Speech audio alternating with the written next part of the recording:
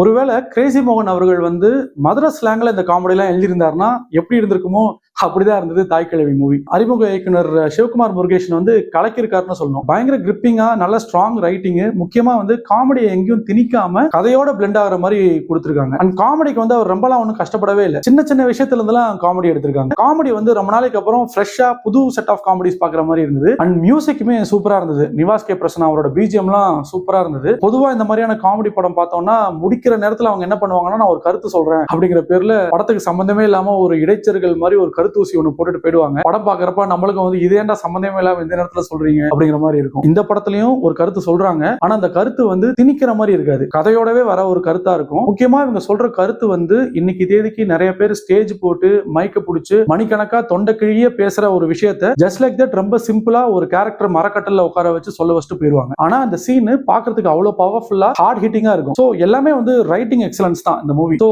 நல்ல மூவி, நல்ல ஒரு எக்ஸ்பீரியன்ஸ். மிஸ் பண்ணாம போய் பாருங்க.